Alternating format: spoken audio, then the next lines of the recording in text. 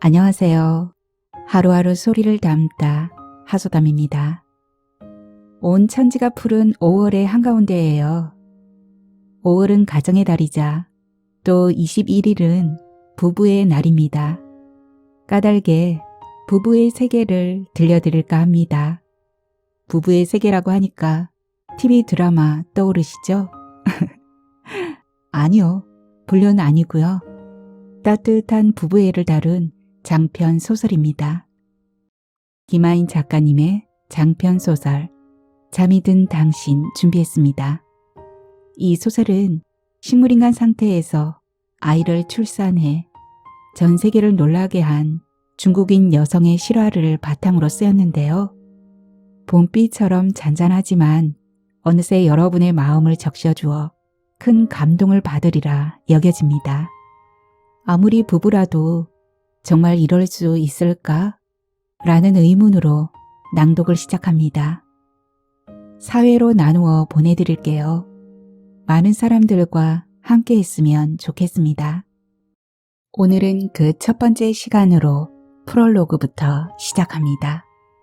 구독과 좋아요 꾹 눌러주시고요. 끝까지 함께 해주세요.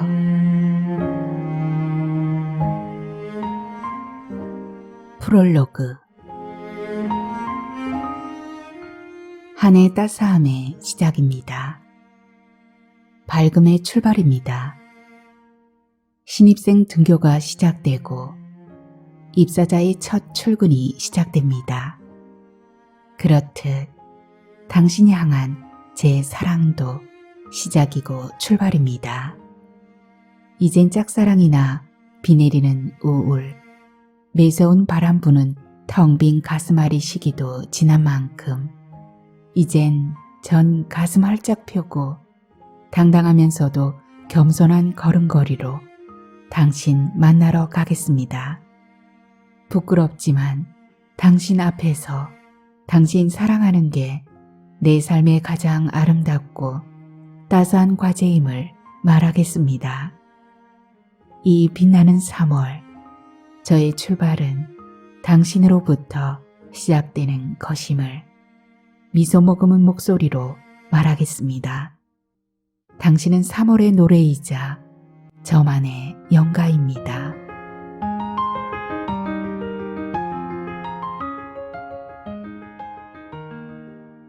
일요일 오후, 직장에 나가 전원 몇 시간을 마치고 온 성민은 세수를 하고 거실로 걸어 나왔다.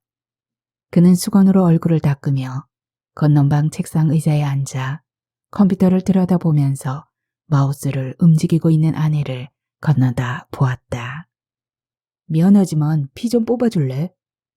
내일 쓸 학습교재용 사진들을 스토리 전개에 맞게 배치하는 작업을 하던 선영이가 그를 돌아보았다. 왜, 아직도 아파? 그래, 여전히 허리가 결리고 묵직해서 죽은 피 좀 뽑아내야 할 것 같아. 고참, 쉽게 낫지를 않네. 알았어, 그쪽으로 엎드려 봐.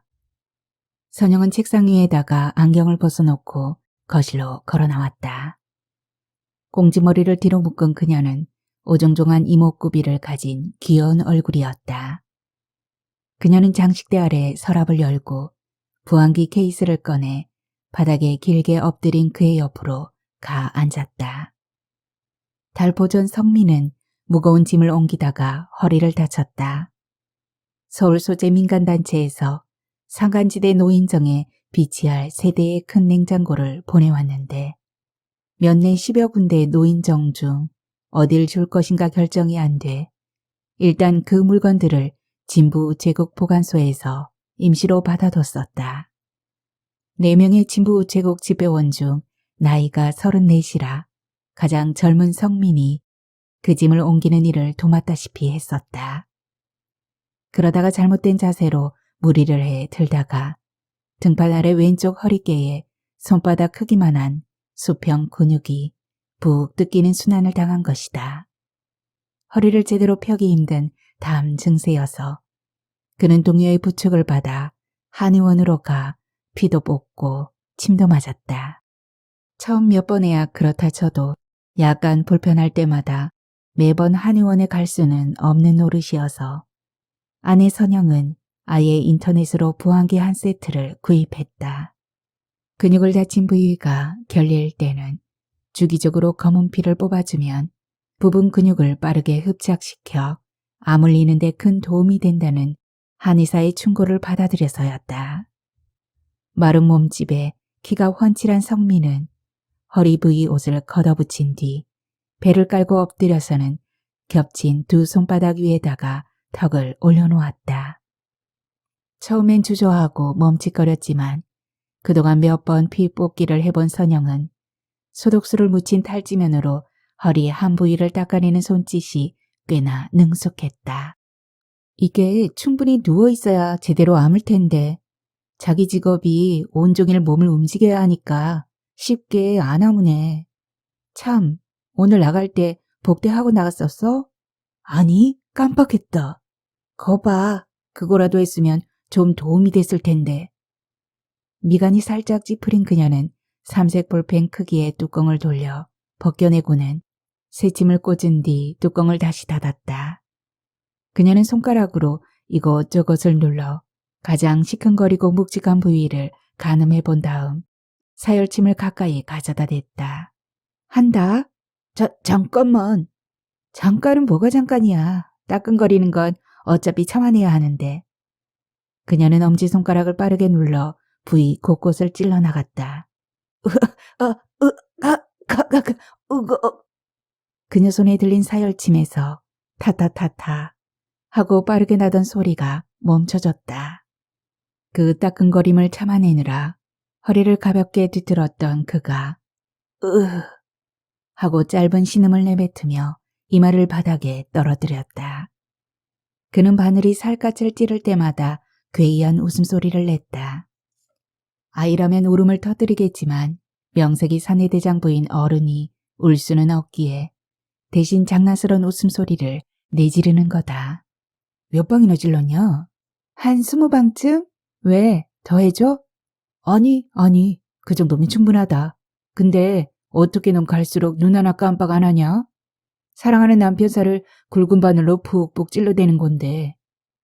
흡착기에 부항을 부착시켜서 바늘 찌른 부위에다 대고 두 손으로 바람을 씩씩 잡아 빼는 선영은 고소하다는 듯 웃었다. 그동안 자기가 미운 짓 했나 보지 뭐. 아님 뭐 내가 타고난 간호사 체질이던가. 그녀는 순식간에 4개의 부항 단지를 그의 살판에 부착시켰다.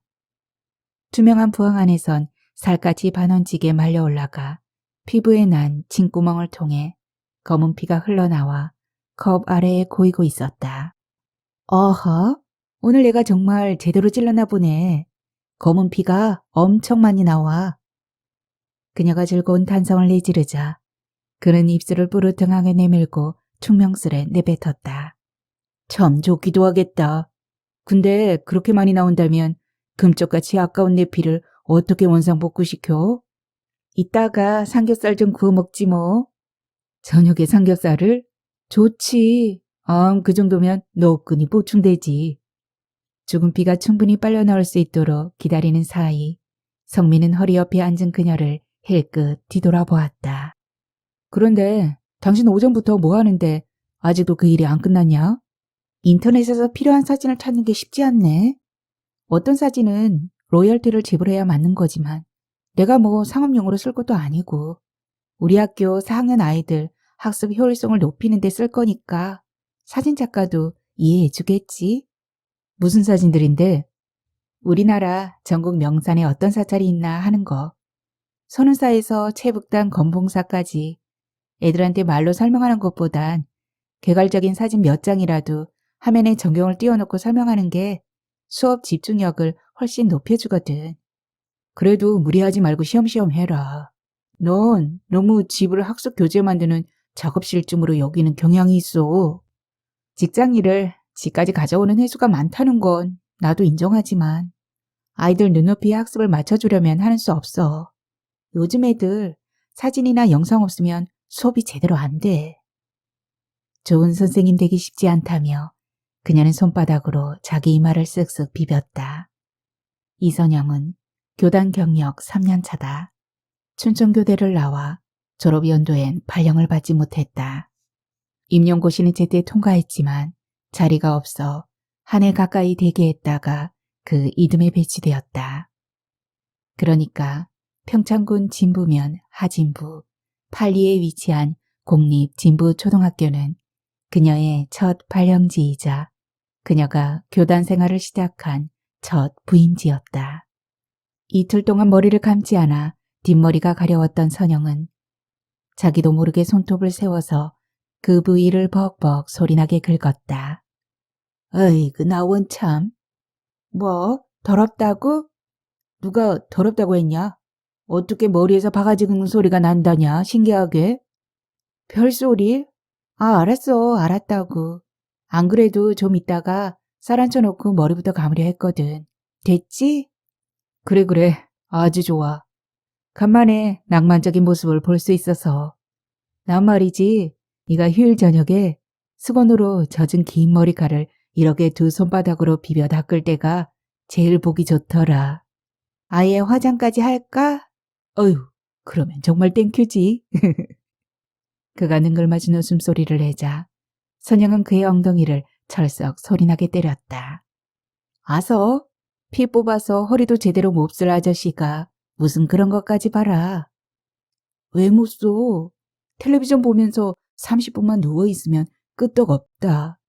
더군다나 삼겹살까지 먹은 밤이라면. 으흠, 그래. 간만에 듣는 그 웃음소리 나도 듣기 좋긴 한데 어쩌지? 나 아무래도 작업이 늦게 끝날 것 같거든. 푹 쉬면서 일찌감치 잠잘 생각이나 하시지. 선영은 부항을 살에서 떼어낼 때마다 소독수 묻힌 탈지면으로 검은 피를 깨끗하게 닦아냈다. 참, 낮에 희영이한테서 전화 왔었어. 응? 초재가 왜? 걔 내년 봄에 결혼할 건가 봐. 그래? 그거 잘 됐군. 해넘기면 28인데 하는 게 좋지. 누구? KT 본사 다닌다는 그 남자 말하는 거지? 맞아. 당신도 직접 본 적은 없지? 응, 그래서 다음 주말에 서울서 양가 상견례를 하겠대. 나보고 올라왔음 하더라고. 그래, 그럼 올라가야지. 처제랑 너랑 사이가 좀 좋았냐? 당연히 가봐야지. 아무래도 그래야겠지? 그렇다마다 안 그래도 내가 처제한테 미운 털 잔뜩 박혔는데 너 안 간다면 그 아부리를 나한테 하려들걸? 어휴, 무서워라. 성민이 옷을 추스르며 일어나 앉아 기들기들 웃는 사이 선영은 부항기 세트를 깨끗이 닦고 정리해서는 제자리에 넣었다. 당일치기로 다녀올게. 야, 당일치기는 무슨. 오랜만에 가족 만나는데 친정집 가서 하룻밤 보내고 와. 재미난 시간 보내고 일요일 늦게라도 돌아오면 되지. 내 맘이야 그렇지만 자기 괜찮겠어? 당연 괜찮지. 네가 차 탄 시간만 전화로 알려주면 내가 도착 시간에 맞춰 터미널에 마중 나가 있을게. 알았어. 그럼 그렇게 할게. 선영은 남편에게 미소를 지어 보인 뒤 주방으로 걸어가 손을 씻었다. 그 사이 문이 활짝 열려있는 건넌방 책상 한편에 놓인 그녀의 휴대전화가 울렸다. 어머나 현진이구나. 휴대전화를 귀에 댄 그녀는 반가운 기색이었다. 우리 현진이가 어쩐 일로 일요일에 선생님한테 전화를 다 했을까? 네가 전구를 봤다고? 어디서? 박지산 석주다리 쪽에서? 누구랑? 6학년 형들 2명이랑 계곡 쪽으로 올라갔다고? 삼식당 쪽 계곡 말이지? 그 녀석들이 그 시간에 그쪽으로 왜 올라가? 그녀는 벽시계를 돌아보았다. 오후 4시를 막 넘긴 시간이었다. 알았어. 그래, 선생님한테 알려줘서 고맙다. 응, 선생님이 알아서 할게. 그럼 현진이 내일 학교에서 보자. 안녕. 통화를 마친 선영은 빠른 걸음으로 안방으로 들어가 실내복을 벗고는 청바지를 입고 위에는 파카를 껴입었다. 자기 자동차 키 어디 뒀어? 탁자 위에. 내 점퍼 주머니 안에 있겠다. 근데 무슨 일이야? 왜 오정구 있잖아. 우리 반에. 지난주 내내 무단 결석했다는 그 애 말이지? 그래. 그 녀석 할머니랑 단둘이서만 살잖아. 걔가 학교에도 안 오고 집에도 안 들어오고 누구 말에 의하면 가출해서 서울 갔다고 하더니만 돌아온 모양이네. 그래서 지금 당신 그 애 잡으러 간다고? 그럼 어떡해. 나도 물론이고 걔 할머니도 학교까지 오셔서 펑펑 울고 가셨었는데 걔가 혹시라도 면회에 남아있을까 싶어 그동안 내가 며칠 동안이나 PC방 대여섯 군데를 뒤지고 다녔었다니깐. 선영은 현관 신발장에서 운동화를 꺼내 신었다. 그렇다면 나도 같이 가자. 다람쥐처럼 빠를 그 애를 너 혼자서 어떻게 잡는다고 그래? 잡는 게 아니고 만나러 가는 거지. 걔가 사춘기에 일찍 접어들어 혼란스러워해서 그렇지 천성이 착해. 눈 맞출 수 있는 거리에선 절대 달아날 녀석이 아니야. 담임인데 내가 그걸 모르겠어? 그래도 함께 가는 게 좋을 것 같은데. 좀 있으면 날이 어두워질 거고. 글쎄, 걔가 성인 남자인 자기를 보면 무작정 달아나기 십상이라니깐. 그리고 내일 또 일 나가려면 허리 안정시키는 게 좋아. 내가 금방 다녀올 테니까 그동안 당신은 누워서 푹 쉬고 있어. 그녀가 마당으로 나가는 문을 열다가 갑자기 생각이 난 듯 그를 뒤돌아보았다. 참, 정구 걔 찾게 되면 말이야. 응. 일단 우리 집에 데리고 와서 저녁부터 먹이는 거 어때? 때도 다 됐고 말이야. 한창 자라는 애. 삼겹살이라도 충분히 구워 먹인 뒤 할머니한테 데려다 주는 게 좋을 것 같은데. 그래, 그거 괜찮은 생각이다. 땡큐. 근데 자기 정구한테 절대 아무 말 하면 안 된다. 모른 척하고 좋은 말만 해야 돼. 그러면 내가 할머니 집에 데려다 줄 때 분위기 봐서 학교 빠지지 않고 나오도록 알아듣게 잘 타이를 테니까. 알았지? 성민이 고개를 끄덕거리자 코를 찡긋하며 미소를 지어 보인 그녀는 현관 밖으로 나가 문을 닫았다. 이어 차 쪽으로 달려가는 그녀의 발자국 소리가 나고 이어 승용차가 빠르게 마당을 빠져나가는 소리가 그의 귀에 들려왔다. 성민은 안방 침대에 배를 깔고 엎드린 채 텔레비전을 보다가 리모컨으로 화면을 바꾸었다. 벽에 걸어둔 점퍼 주머니 안에 든 휴대전화가 울리자 그는 일어나 걸으면서 아내 화장대 위에 놓인 탁상시계를 바라보았다.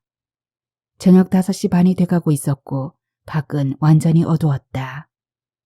아내가 나간 지 1시간 반이 지났기 때문에 그는 아마도 아내가 그 아이를 데리고 할머니 집에 가 있을 거라고 생각했다. 아이가 선생님 집에 밥 먹으러 가는 것을 내켜하지 않을 수 있지 않은가. 만약 아이를 놓쳤다면 맥을 놓은 표정으로 벌써 돌아왔을 시간이고 놓친 아이를 찾는 중이라면 아내 성격상 일단 그 상황을 전화로 알려왔을 것이다. 그는 당연히 아내가 걸어왔을 거라고 여겼는데 액정화면에 뜬 번호는 모르는 번호였다. 여보세요? 네, 전 구급대원 유승철입니다. 이선영 선생님 남편 되시는 김성민 씨 맞으시죠? 성민과 안면이 있는 진부소방서 소속 대원의 익숙한 목소리였다. 동시에 그는 목덜미가 섬뜩해질 정도로 불길한 예감에 휩싸였다. 그런데요? 이 선생님께서 다치셨습니다. 저희가 지금 세인병원 응급실에 막 도착했고 환자를 옮겨놨는데 여기로 빨리 오셔야겠습니다. 네? 얼마나 다쳤는데요? 많이 다쳤습니까? 네, 그게 전화상으론. 알았습니다. 당장 가겠습니다. 화들짝 놀란 그는 트레이닝복 차림으로 집을 뛰어나왔다. 그는 사거리에 있는 세인병원 쪽을 향해 뛰었다. 그의 집에선 600여 미터의 정도의 거리. 지나가는 택시도 없었다. 때마침 지나가는 트럭이 있어서 그는 달리는 차 앞을 막아 세우다시피 해서 조수석에 올라탔다. 사료 도매상을 하는 정 씨였다. 정 씨는 안면이 있는 우체국 집배원의 놀란 표정과 얘기를 듣고는 엑셀러레이터를 밟아서 이내 세원병원 입구에다가 차를 대주었다. 세원병원은 진부면 내에선 가장 큰 4층 규모의 개인 병원이다. 50대 말의 원장은 응급대원들과 얘기를 나누다가 혼비백산한 표정이 되어 응급실 안으로 달려들어온 성민을 가로막듯이 맞았다. 성민이 집배원이기에 그 세 사람 모두 낯이 익었고 그들 또한 그에 대한 안면이 있었다. 성민은 그들을 헤치고 시트 위에 의식을 잃고 드러누워 있는 아내를 발견했다. 그녀는 머리에 압박 붕대를 칭칭 동여맨 채 시트 바깥으로 팔 하나를 늘어뜨리고 있었다. 의식을 완전히 잃은 모습이었다. 그는 큰 소리로 이름을 부르며 그녀 어깨를 잡고 흔들었다. 의사와 응급대원이 황급히 그를 제지했다. 아니, 이게 어떻게 된 겁니까? 네? 어떻게 된 거냐고요? 상황 설명은 가면서 말씀드리겠습니다. 응급대원은 들것을 펴 시트에 그녀를 옮겨시기 시작했다. 이게 뭐 하는 짓인가? 어딜 간다는 거지? 성민의 다급한 눈길이 병원장 얼굴에 닿자 그는 미간을 잔뜩 찌푸렸다. 부인께서 발을 헛디뎌 계곡 아래로 굴러 떨어지신 모양입니다. 그랬습니까? 그런데요. 지금 여기서 치료를 안 하고 대체 어디 가려는 겁니까? 제가 잠시 살펴봤는데요. 상태가 심상치 않습니다. 의식이 전혀 없으신 걸로 보아 떨어지면서 우측 머리 쪽을 바위에 심하게 부딪히신 것 같은데요. 일단 빨리 뇌사진부터 찍어봐야 하는데 현재 저희 병원엔 그런 장비가 없습니다. 그래서 큰 병원으로 옮겨가야. 어디로요? 서울로요? 아니요. 현재 상태론 거기 너무 멀고 강릉이 맞습니다. 종합병원인 강릉병원까지 빨리 달리면 40분 정도면 도착할 수 있을 테니까요. 선영을 구급차에 실은 뒤 응급실 바깥에서 대원 한 명이 성민을 향해 다급하게 소리쳤다. 빨리 나오세요. 같이 안 가실 겁니까? 그 말에 성민은 한달음에 달려나가 응급차 뒤에 올라탔다. 이미 탑승한 응급대원이 산소 호흡기를 그녀 입에 부착하고 있었다. 그것을 보는 성민의 눈엔 붉은 핏발이 가득했다. 2시간 전까지만 해도 멀쩡하게 집을 나섰던 사람이 미치고 팔짝 뛰고 싶었고 사람 환장을 노릇이었다. 밖에서 차 뒷문을 빠르게 닫은 구급대원이 운전석에 올라타서는 급 출발하자 차는 도로로 내려섰다.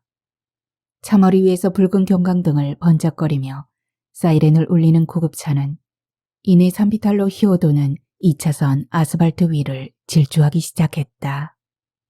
2008년 11월 3일 오후 6시 2분경이었다.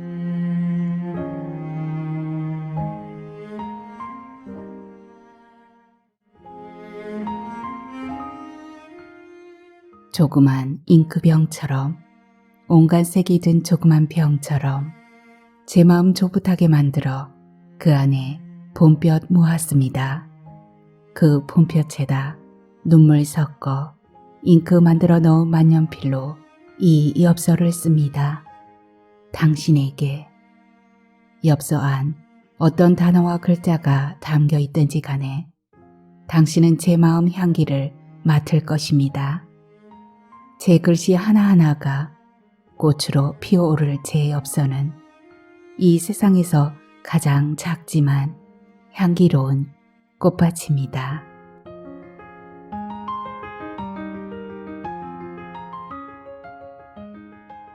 (2005년 2월 21일)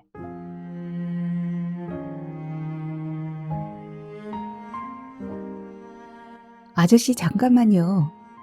네?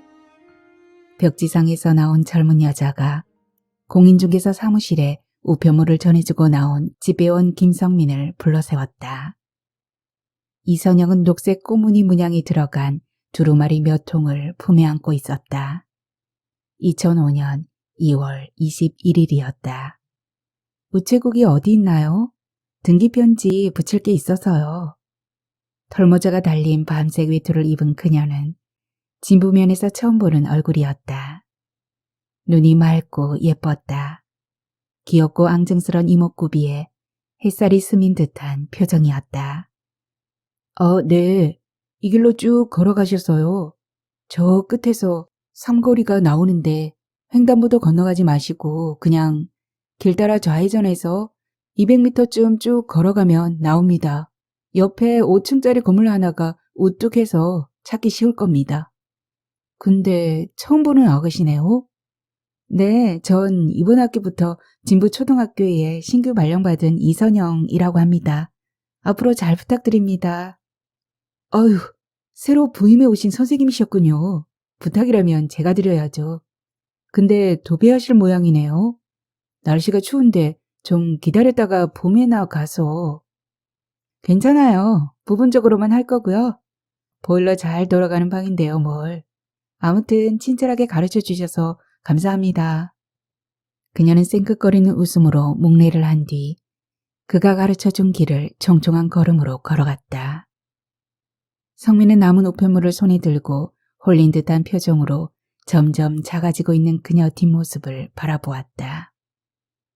서울말씨의 젊은 아가씨가 저렇게 싹싹하고 예의 바르게 인사를 해주다니 감동이었다.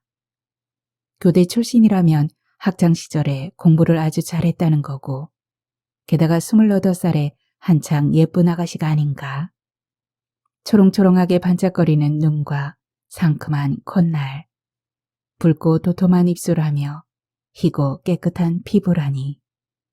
그녀 뒷모습에 한시도 눈길을 떼지 않고 지켜보는 그의 가슴 속에서 작은 북이 울렸다. 성민은 고개를 한번 갸웃했다. 뭔가 거리 풍경이 달라져 있었다. 조금 전까지만 해도 채찍같이 매섭고 차가운 바람이 불어가는 진부 시가지는 을신년스럽게 짝이 없었다. 인도엔 걸어다니는 사람 하나 보기 힘들었고 단층과 2층 위주의 색이 바랜 건물들은 우중충한 잿빛 하늘 아래 납작 엎드리고 웅크린 듯 했었는데 그녀가 저만치 혼자 걸어가고 있는 거리 전체가 밝고도 따스해 보였다. 한마디로 나이 30인 김성민은 이선영에게 홀딱 반했다. 사람을 보자마자 그렇게 첫눈에 반한 것은 처음이었다. 뭔 일 있나? 얼굴이 왜 그래? 배달을 마치고 우체국으로 돌아온 성민은 멍한 표정이었다. 그의 곁을 지나치려던 선배 집배원 최 씨가 걸음을 멈추었다. 이봐, 성민 씨, 뭔 사고로도 있었어? 아니요, 아닙니다. 사고는 무슨. 근데 왜 그렇게 얼빠진 얼굴이야? 무슨 못 볼 걸 본 사람처럼. 40대 중반의 최 씨는 자판기에서 밀크커피 한 잔을 빼서 동료 중 가장 막내인 그에게 내밀었다. 감사합니다. 그가 한 박자 늦게 두 손으로 종이컵을 받아들자 최 씨는 영문을 모르겠다는 표정이었다. 사람 참. 낮에 무슨 귀신이라도 본 모양이군. 그렇게 그냥 들고만 있지 말고 뜨거울 때 커피 마셔. 그리고 몸 좀 녹으면 집화장으로 오게. 오늘은 행락량이 적으니까 천천히 들어와도 돼. 알겠습니다. 곧 가겠습니다. 그는 꿈꾸는 듯 두 눈을 끔뻑거렸다. 눈 속에 그녀가 생글생글 웃는 모습이 가득했다. 오늘 남은 배달 일을 하는 내내 그녀 얼굴이 눈앞에서 가물거렸다. 떨쳐버리려 해도 도무지 그녀 생각이 떠나지 않았다. 지금이라도 또다시 그녀를 보고 싶었다. 그녀가 초등학교 선생님이란 말이지? 그는 등을 소파 등받이에 파묻으며 골똘히 생각이 잠겼다. 한번 마음 먹고 그녀를 사귀어 보고 싶은 마음이 굴뚝 같았지만 그녀가 선생님이란 게 부담되었다. 차라리 이선영 그녀가 진부 초등학교에 새로 부임한 게 아니라 법무사 사무실이나 여행사 직원으로 왔다면 더 좋았겠다 싶었다. 은행 지점이나 신용금고 직원, 하다못해 버스 터미널 여직원이었다면 제대로 용기를 내볼 수 있을 텐데. 178cm의 훤칠한 키에 평소 잘생겼단 소리를 듣는 그였다. 하지만 그녀에게 가까이 가고 싶단 열망에 휩싸이게 되자 성민으로선 그녀 직업과 자신의 직업이 먼저 비교되는 걸 어쩔 수 없었다. 30살 집배원이 갓 부임한 여 선생님에게 대시를 한다?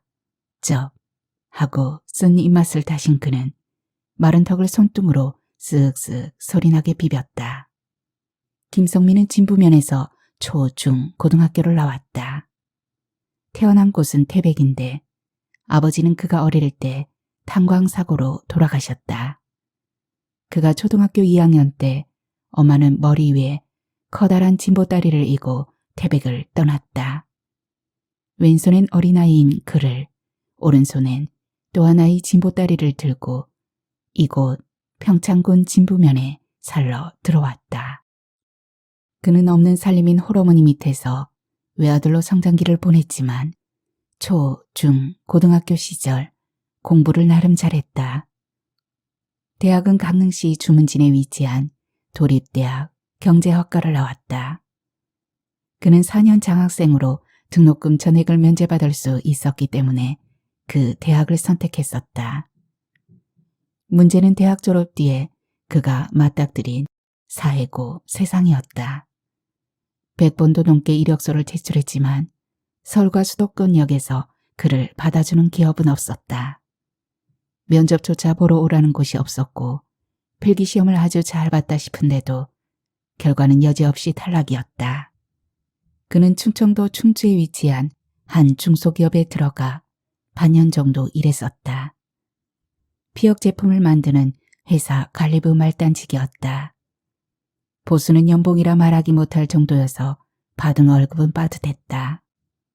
방값하고 생활비 쓰고 통신비 내고 책도 사고 동료들과 술 한잔 마시고 하면 마이너스까지는 안 나는데 저축도 별로 안 되는 그런 수준. 경력이 쌓이면 앞으로 좋아지리라는 희망도 갖기 힘들었다. 더군다나 비인간적인 작업 환경에서 생산직 사원들을 끝없이 독려해야 하는 그의 업무 자체가 괴로웠다. 어느 날 그는 늦은 퇴근길에 진부집으로 전화를 걸었다. 연신 기침을 콜록거리는 늙은 엄마 목소리가 들려왔다. 그가 자리를 잡기 위해 도시 여기저기를 떠도는 동안 노무는 병이 들어 쇠잔해진 목소리였다. 갑자기 눈물이 주르륵 흘러내렸다. 사는 게 대체 뭔가, 내 꼬락서니가 이게 뭔가 싶었다.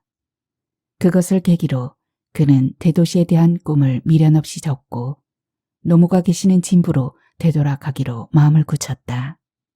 엄마는 평생 남의 식당 일을 해주었고 상기슭에다 조그만 텃밭을 일구며 살아오셨다. 가난했지만 성실하고 반듯한 엄마였다. 찬바람이 들이치던 초저녁 무렵 양손에 무거운 가방을 든 그가 진부터미널에 내렸다. 그가 집으로 돌아와 창호지 문을 열었을 때 엄마는 형광등도 켜지 않은 채 방바닥에서 이불을 덮어쓰고 누워 있었다. 밭은 기침을 해대면서도 엄마는 아들 얼굴을 보고 부엌으로 뛰어가셨다. 그가 집에 돌아와 맨 처음 한 일은 손전등으로 산기슭을 비춰가면서 마른 나무를 한 짐 해와 습기 찬 부엌 아궁이에다가 장작불을 활활 지펴 넣은 것이었다. 김성민은 진부에서 할 일을 찾았다. 하나뿐인 아들이자 장성한 그가 돈을 벌어 병든 엄마를 모셔야 했다. 그만큼 일거리가 절박했다. 공사장에 나가 막일도 했다. 그 무렵 진부 우체국에서 가장 노령인 집배원 윤 씨가 정년 퇴직을 몇 해 앞두고 일을 그만두었다. 시가지에서 오토바이 사고로 입은 다리 골절상 때문이었다. 결혼이 생기자 성민은 마을 이장 어른의 소개를 받아 우체국을 찾아갔다. 그는 국장 책상 앞에서 두 손을 가지런히 모은 채 의자에 앉았다. 그때가 우체국에 배달할 우편물이 한창 쌓이는 12월 중순이었다. 그가 제출한 이력서를 읽는 둥 마는 둥 대강 훑어본 국장 얘기는 간단했다. 전에 마을 이장 어른이 내 사촌 형일세. 언제부터 일할 수 있겠나? 좋네. 그럼 일단 반년 동안 임시직을 줄 테니까 적성에 맞는지 어디 성실하게 일해 보시게나. 라고 했다. 다음 날 아침 제일 먼저 우체국에 출근했던 그는 선배 지배원들 옆에서 보조하는 일부터 시작했다. 우선 내부일 돌아가는 시스템을 익히고 주어지는 일에 능숙해져야만 했다.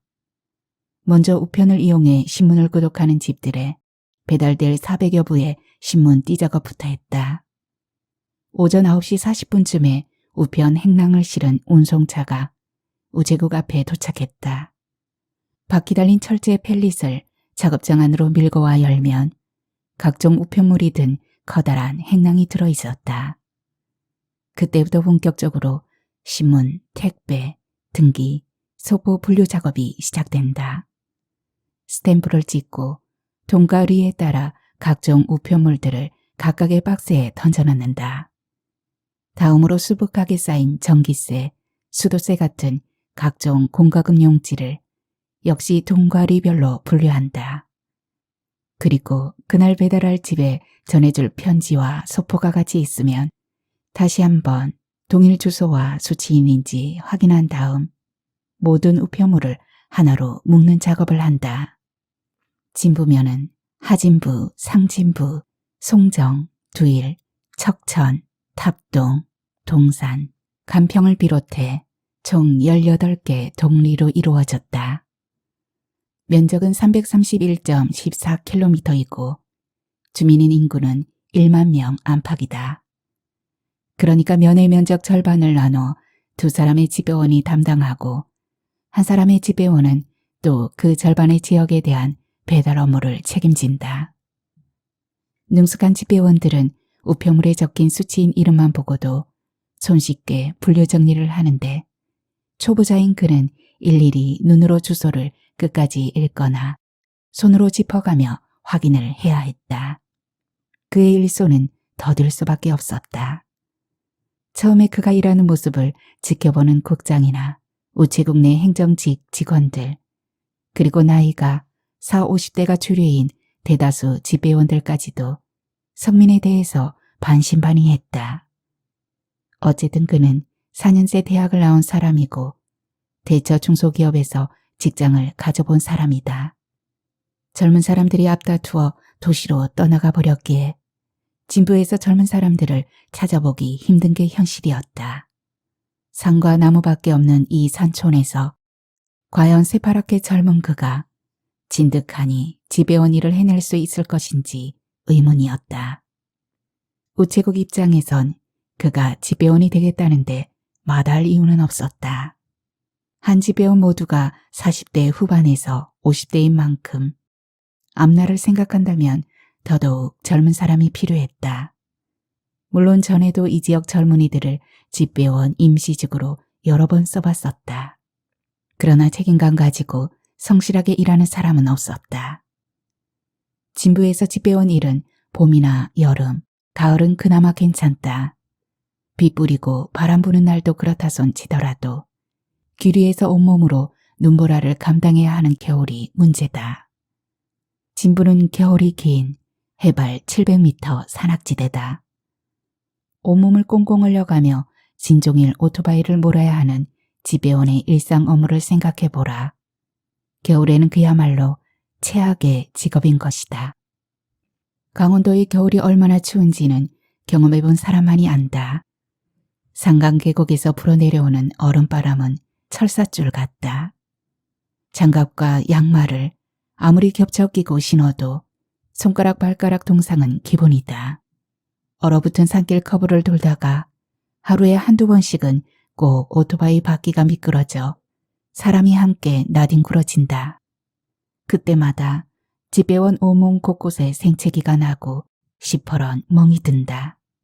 산간지대인 진부에 눈이 내리면 집배원들 한숨은 허공에서 얼어붙는다. 그야말로 손바닥만한 눈송이가 짐차를 쏟아붓는 듯 삽시간에 하늘에서 쏟아져 내린다. 일시에 하얀 세상으로 변한다. 행정기관과 군부대가 힘을 합쳐 대로인 아스팔트 제설차가 제때 눈을 밀어친다. 하지만 작은 동네나 외딴 집으로 들어가는 길까지 눈을 치운다는 건 불가능하다. 까닭에 햇빛이 닿지 않는 산근을 진 곳에 흙길과 샛길은 겨울에 눈이 수북하게 쌓여 있다. 폭설이 내린 날엔 우편물이 하루 이틀 늦어지기도 한다. 하지만 외딴 집에 배달해야 할 빠른 등기편지 경우엔 언제까지 미뤄둘 수가 없다. 결국 집배원이 눈이 허벅지까지 쌓인 길을 두 발로 걸어 들어가야만 한다. 코에 단내가 나도록 헉헉 가쁜 숨을 내뱉으며 길을 뚫어내서는 우편물을 수치인 손에 건네줘야 한다. 상대적으로 모든 길이 아스팔트라서 배달 업무가 용이한 대도시나 웬만한 지방도시는 경우가 다르다. 취업난 탓에 국가 공무원인 집배원이 되려면 최소 5대 1이란 경쟁률을 뚫어내야 한다.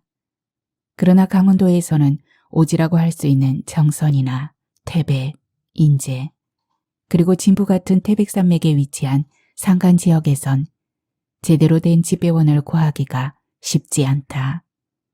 정원을 채우기도 빠듯한 실정이다. 그곳엔 칼바람과 폭설로 무장된 기나긴 겨울이란 악조건이 있기 때문이다.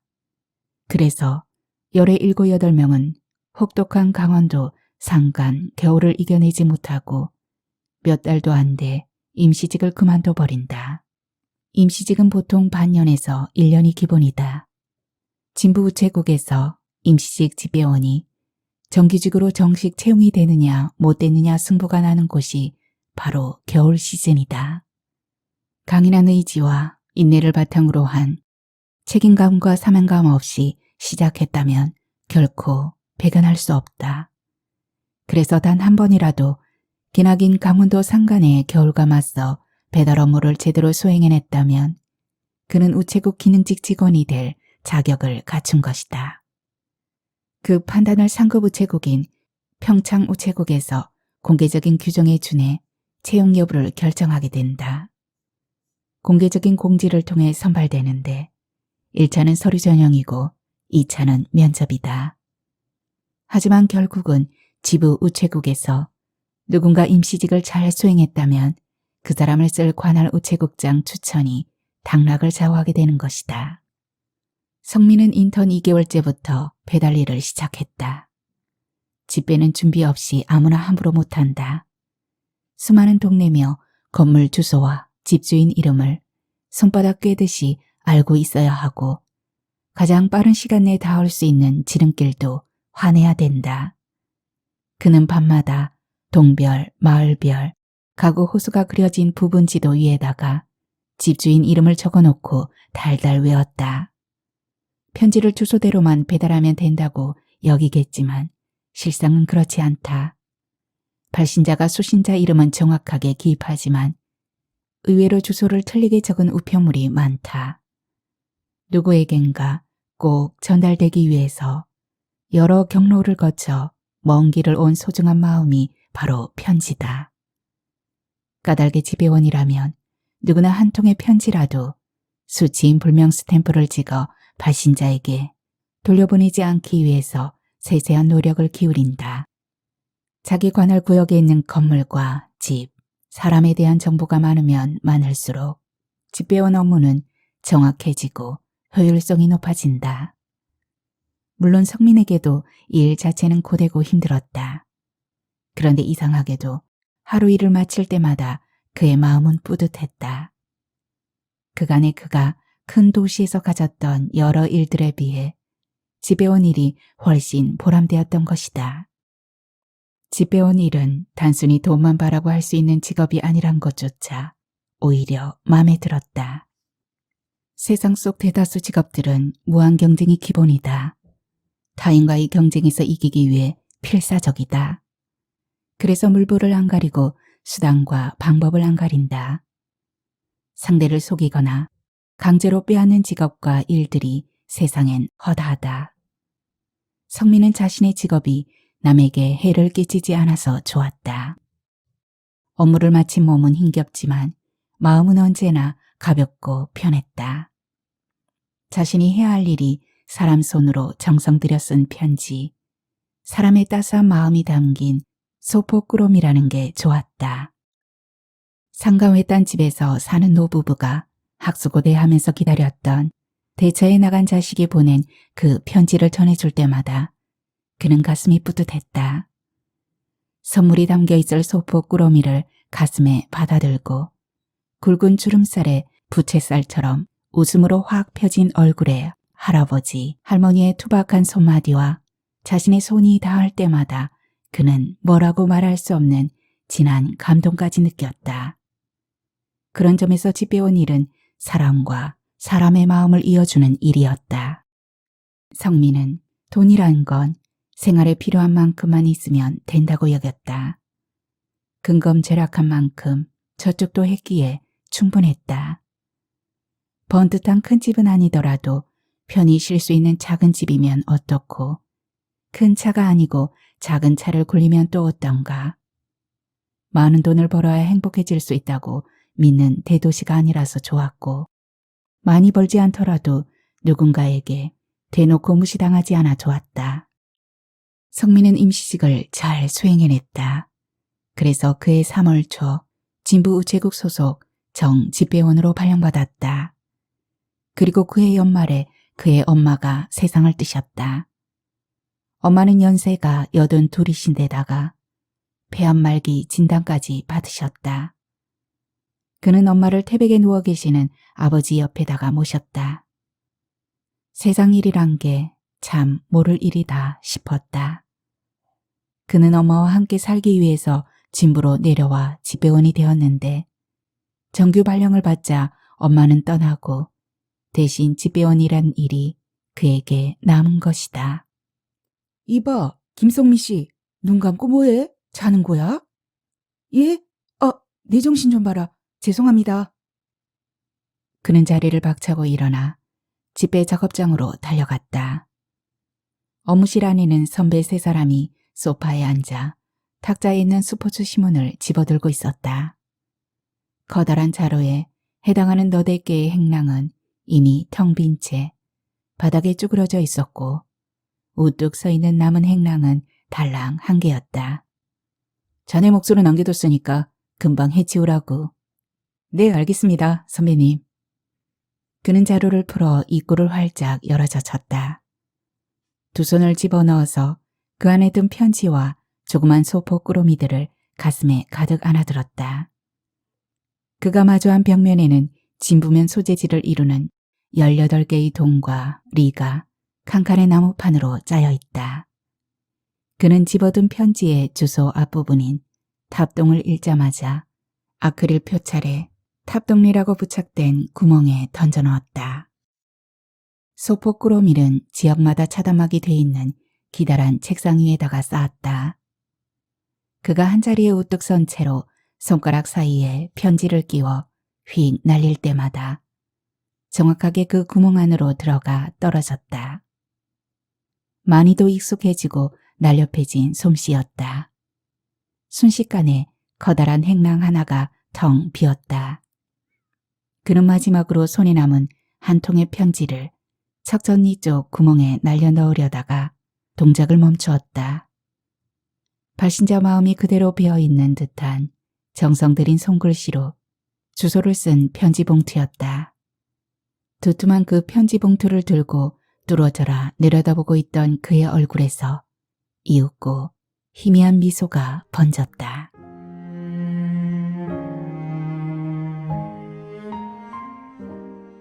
부탁입니다.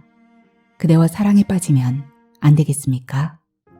그곳이 늪인지 강인지 바다인지 모르겠지만 저 목숨 걸고 당신 속으로 걸어 들어가면 안 되겠습니까? 나뭇잎처럼 작은 배처럼 별빛처럼 반짝이는 기쁨으로 떠있다가 숨가쁜 슬픔 속으로 자맥질할지라도 괜찮습니다. 제 전 생애가 익사하고 제 넋이 수상되는 한이 있을지라도 그대 가슴 속으로 들어가고 싶습니다. 그대 눈길 열어 그리운 물줄기를 제게 보내주시면 안 되겠습니까? 그 물줄기를 거슬러가 제가 당신 몸과 마음, 가슴과 영혼 속으로 들어가 살면 안 되겠습니까? 저 사납고 거칠고 위험한 경랑일지라도 그대를 안고 이 깊은 생을 건너고 싶습니다. 이 서럽고 위로 없고 위안 없는 세상에 빠져들지 않고 그대와 함께 깊은 행복에 빠지고 싶습니다. 편지. 선영씨 안녕하세요. 오늘 전 월정사 쪽 일을 마치고 잠시 시간을 내 천년의 숲길을 홀로 걸었습니다.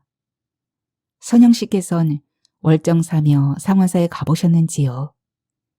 진부면에서 가장 유서 깊은 곳자리인 만큼 아마도 가보셨을 거라고 짐작이 됩니다만 월정사에 갔어도 천년의 숲길을 걸어보지 못한 사람들이 많습니다. 선영씨께서 혹시라도 걸어보지 못하셨다면 꼭 한번 걸어보시길 권해드립니다. 아름드리 거대한 전나무가 수백 그루 서 있는 천년의 숲은 월정사 입구에서 정문 바깥인, 그러니까 사찰 방문자 방향에선 오른쪽 지대에 길게 펼쳐져 있습니다. 숲길은 500여 미터 정도 쭉 이어지는데 어른 서너 명이 팔을 활짝 벌려서 서로 손을 맞잡아도 나무 덩치를 가둘 수 없을 만큼 커다란 전나무 두께가 놀랍습니다. 하늘을 찌를 듯 장대하게 서 있는 높이까지 더해지면 그야말로 천년 세월의 웅운함이 온몸으로 느껴질 정도니까요. 거대한 나무와 나무 사이로 부드러운 흙길인 오솔길이 이어져 있습니다. 그 길을 혼자서 걷다 가장 많이 생각나는 사람이 그 사람 삶에서의 사랑이라고 합니다. 설령 끝장난 사랑으로 인해 가장 미워하던 사람조차 자신도 모르게 그 사람에 대한 마음이 단정해지고 맑아지는 것을 느낄 수 있다고 합니다. 나무 껍질에 푸른 이끼가 가득한 거대한 나무들을 보면서 걷다 보시면 그 길 중간중간 이상한 모양을 한 나무들을 발견하실 수 있을 겁니다. 분명 뿌리는 두 개인 각각의 거대한 나무들인데 허공에서 줄기가 하나로 만나 이어져 있는, 결국은 둘이 만나 한 그루의 장대한 나무가 된 기이한 나무입니다. 이른바 열리지 나무입니다. 그 나무들을 보고 있노라면 왠지 가슴이 짜릿하고 뭉클해집니다. 저 거대한 두 그루 나무가 장대한 세월 동안 서로를 얼마나 그리워했으면 그렇게 기어이 허공에서 서로를 만나 부둥켜 안아 하나가 될 수 있었을까 하는 가없는 의문이 들기 때문입니다. 저는 그 열리목들을 보면서 사람의 삶을 생각했습니다. 한 여자와 한 남자가 만나는 것도 그렇고 그들이 사랑으로 인해 함께하는 삶도 이런 모습이 아닐런가 문득 여겨졌습니다. 연인들도 꼭 그렇지 않습니까? 두 사람이 사랑으로 하나가 되고 사는 동안 서로 헤어지지 않고 죽는 날까지 함께 보듬고 사는 것이고 보면 사람의 삶이 열리목과 참 많이도 닮았다 싶습니다. 선영씨, 저는 선영씨에 대해 잘 모릅니다. 단지 선영씨를 처음 본 그 순간부터 선영씨를 아주 많이 생각하게 된 저 자신만 알 뿐입니다. 당신을 좋아하고 그리워하게 되었습니다. 그러나 선영씨는 이런 저에 대해 당혹스럽고 불편해하실 수도 있습니다. 허락도 없이 함부로 사람을 좋아하는 게 무례하고 불쾌하다고 여기실 수도 있습니다. 하지만 어쨌든 저는 선영씨에 대한 생각이 늘 마음에 가득합니다. 부디 이해해 주시고 용서해 주시기 바랍니다. 혼자 있는 시간이면 온갖 생각이 다 든답니다. 선영씨는 이미 좋아하고 사랑하는 사람이 계실까? 없으면 참 좋을 텐데. 만약 있으시다면 어떻게 하나? 나는 어쩔 수 없는 괴로움을 몰래 사겨내야만 하나? 그런 사람 없다면 정말 난 너무나 기쁠 텐데. 이런 제가 우습죠? 터무니없는 제 바람에 선영씨는 아마도 이마살을 찌푸리시거나 어이없어 하실 수도 있을 겁니다. 저는 작년에 모시던 홀어머니마저 저 세상에 보내드려서 가족이라곤 저 혼자일 뿐더러 가진 것 또한 별로 없으니까요. 그리고 선영씨에 비해 저는 한참이나 부족하지요. 선영씨는 아이들을 가르치는 선생님이시고 제 직업은 집배원 아닙니까? 하지만 저는 집배원이란 직업이 마음에 듭니다. 천직이라고 여길 정도로 보람을 느끼고 제 일을 좋아합니다. 직업을 재고 따지는 세상과 일반 관점에서 보자면 제가 선영 씨를 좋아한다는 게 염치 없는 욕심으로 비칠 수도 있겠지요. 그래서 저도 이 편지를 쓰기 전에 많이도 망설이고 주저했었습니다. 제가 두 손에 가진 것이라곤 근면함과 성실함 뿐입니다.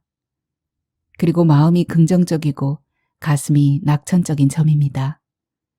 집배원이란 제 직업이 일과를 통해 제게 가르쳐주고 단련시켜준 미덕입니다. 제 업무가 세상과 사람을 아름답고 넉넉하게 대할 수 있는 마음을 가질 수 있게 해주었습니다.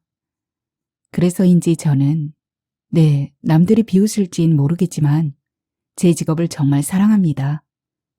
물론 집배원은 판검사나 의사, 고급 공무원, 대기업 사원 같은 번듯한 직업은 아닙니다. 하지만 전 집배원 일을 하면 할수록 이 직업이 좋습니다. 자긍심과 자부심도 있습니다. 그런 점에서 저는 행복한 사람입니다. 선영 씨, 눈을 질끈 내려감는 심정으로 말씀을 올려봅니다. 제게 조금만 마음을 열어주실 순 없으실는지요? 고정관념이나 선입관 없이 절 바라봐 주실 수 없을는지요? 무례하고 염치 없을 수 있다는 걸 잘 알면서도 제가 감히 선영 씨를 온 마음으로 꿈꿔보는 까닭은 오늘 그 열리지 나무를 손으로 쓰다듬으면서 선영 씨를 가슴 가득 떠올렸기 때문입니다. 저 자신도 절 어쩔 수 없을 만큼 제 마음 전부를 선영 씨가 차지했기 때문입니다. 하지만 감히 선영 씨와 저를 한 인연으로 묶기에는 제가 너무나 부족하고 모자란 것이 많다는 것을 잘 압니다. 과한 제 욕심일 수도 있다고 생각합니다. 까닭에 저는 선영 씨가 저로 인해 불쾌해하시거나 불편해하시는 것만은 절대 원치 않습니다. 저는 처음이자 마지막이 될 이 편지를 끝으로 다시는 선영 씨에게 마음을 전해드릴 수 없게 될지도 모릅니다. 전 선영 씨를 생각하면서 편지를 쓰는 게 너무나 좋고 행복하지만 당사자이신 선영 씨가 불편하고 싫으셔서 그 어떤 경로를 통해서든 부정적인 뜻을 비춰 오신다면 다시 편지 쓸 용기가 없을 것입니다. 제 일방적인 감정과 마음으로 인해 선영 씨 마음이 안 좋고 일상이 불편해지신다면 그것만큼 제가 피하고 싶은 일도 없을 것입니다. 까닭에 제 편지가 단 한 번으로 끝날지도 모를 제 마음이고 고백이기에 전 이 밤에 무례를 무릅쓰고 마음껏 용기를 내볼 작정입니다. 선영 씨, 허락해 주신다면 잠깐이라도 만나 뵙고 싶습니다. 차 한 잔이라도 나누며 얘기해 주실 수 없으시겠습니까? 저는 작은 집이지만 어머니께서 남겨주신 집도 있습니다. 많은 돈을 벌진 못하지만 평생 일할 수 있는 튼튼한 직장도 있습니다. 선영 씨 밥 안 굶길 자신도 있고 따뜻한 방에서 마음껏 책 읽게 해드릴 자신도 있습니다. 물질적으로 못 채워드리겠지만 당신 마음이 슬프거나 불행하게 여겨지는 일은 없도록 해드릴 자신이 있습니다. 하루하루의 일상 속에서 당신이 몸과 마음을 내려놓고 편히 쉬실 수 있는 의자를 제 삶 한가운데 언제나 놓아드리겠습니다. 저는 간절하게 당신께서 내 사람이 되어주시길 바랍니다. 만약 허락해 주신다면 전 그 순간부터 당신만을 세상 끝날 때까지 사랑해낼 자신이 있습니다. 제가 자신하는 것이 아니라 선영 씨가 저를 가능케 할 것이라고 의심 없이 믿기 때문입니다. 제 맘을 받아주십시오. 당신을 만날 수 있는 단 하루라도 제게 기회를 주십시오. 간청드립니다. 그 생각만으로도 제 가슴은 터질 것 같습니다. 만약에 선영 씨께서 제게로 걸어와 주시고 제 세상 안으로 깊이 걸어 들어오신다면 제 삶은 당신일 것입니다. 전 당신의 하루하루가 즐겁고 기쁠 수 있도록 최선을 다하겠습니다. 제가 또 한 사람의 당신이 되어 당신의 몸과 마음을 지키겠습니다. 세상 그 어떤 일이 닥쳐도 제가 당신만을 꼭 지켜드리겠습니다. 제 목숨을 다해서라도 당신만은 반드시 지켜내겠습니다. 선영 씨, 어쩌면 선영 씨는 지금 질리셨을 겁니다. 대체 이 사람이 나에 대해 뭘 알기에 한 번도 만나보지 않은 상태에서 프로포즈를 하고 맹세를 늘어놓는지. 참 실없는 사람이라 여기고 많이도 어이없어 하실 수도 있습니다. 선영 씨께서 마음은커녕 눈길 한번 주지도 않았는데 저 혼자서 북치고 장구치고 다 한다며 고개를 설레설레 가로저으실 수도 있을 것입니다. 하지만 제가 돌아가신 사랑하는 제 어머니를 두고 맹세컨대 선영 씨라면, 오직 당신이라면 인생에 단 한 번뿐인 사랑의 승부를 걸어보고 싶습니다. 제발 무모하게 느껴질 저를 조금만 이해해 주시길 머리 숙여 바랍니다. 어떻게 이런 간절한 제 마음을 더 보여드릴 수 있을까요? 네, 저는 말입니다. 저는 어떠한 경우에도 제가 당신에 대해 화를 내는 일은 상상도 할 수 없습니다. 맹세컨대 결단코 죽을 때까지 없을 것입니다. 그런 헛되고 무지막지하기까지 한 거짓말이 어디 있느냐고요? 어떻게 사람이 화 한 번 안 내고 살 수 있겠느냐고요? 아닙니다. 제가 선영 씨를 지금 얼마나 꿈꾸는지, 선영 씨를 얼마나 사랑하는지 제 가슴속을 활짝 열어 보여드릴 수만 있다면 아마도 선영 씨는 고개를 끄덕거릴 수 있을 것입니다. 부족한 제가 선영 씨 사람이 될 수 있다면 전 세상 모든 것을 가진 마음일 것입니다. 세상에서 가장 행복한 사람이 될 수 있을 텐데 제가 그 무엇인들 못하겠습니까? 제가 하나에서 10가지, 100가지, 1000가지 평생 선영 씨께 다 맞춰드릴 수 있습니다. 당신이 서 있으라면 서 있겠고 누우라고 하면 눕겠습니다. 부디 이런 저를 두고 속없고 자존심도 없는 남자라 나무라지 마십시오. 선영 씨, 거듭 말씀드리지만 이 편지가 선영 씨께 짐이 되지 않기를 바랍니다. 이 편지 이후 선영 씨에게서 아무 반응이 없다면 전 조용히 뒷걸음질 쳐 원래의 제 자리로 돌아가겠습니다. 미쳐 날뛸 것 같은 제 마음이야. 제가 주인이니까 제 가슴 속에 단단히 잘 가둬놓겠습니다. 이후 허락 없이 제멋대로 선영 씨를 많이도 좋아하고 사랑한 죄를 혼자서 달게 받겠습니다. 혹자는 10번 찍어 안 넘어가는 나무 없다 하는 얘기를 빌미삼아 싫다는 사람에게 계속 구해야 한다기도 하지만 전 그런 사람이고 싶지 않습니다. 그것은 제가 사람을 얻고 사랑을 얻는데 게을러서도 아니고 그렇게 할 열정이 없어서가 아닙니다. 단 한 번으로 족하다고 여기는 이유는 그 사람이 조금이라도 괴로워하는 것을 못 참기 때문입니다.